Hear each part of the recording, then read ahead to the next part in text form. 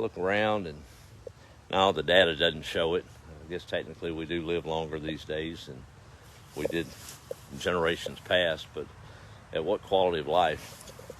I dodged a bullet. My generation was probably one of the last ones that didn't get inundated with processed foods from a life of 2 income earners in a home, because that's what it took to keep up with the Joneses and keep all the bills paid, and the new cars and the credit cards and the bills and everything the kids wanted. I was raised a little different. We didn't want for anything. My generation, of course, did all the extracurricular activities. Computers were coming down the pipe. All that, we didn't have one of those. At that time, we didn't have a TV in the house to speak of. But the biggest thing was, I didn't eat a vegetable out of a can from a grocery store to speak of till I was probably 15.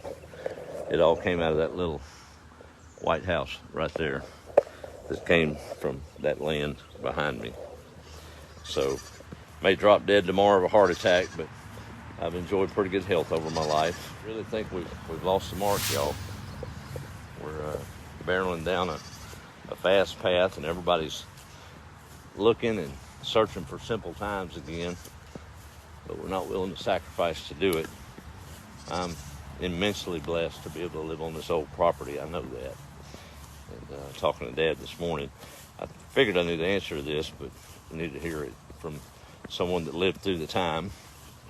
But this is not generational wealth here, as they like to label it. There wasn't a lot of money going around here. They farmed. They lived simple. They didn't carry a note. Of course, you have to these days if you want a new car. I mean, you can't go down there and spend $30,000 cash on what we make. It's ball and chain. We end up, everybody in the house is working just to keep the status quo going.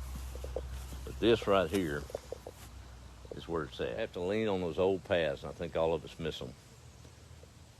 Life was simpler then. It does take a pretty radical change.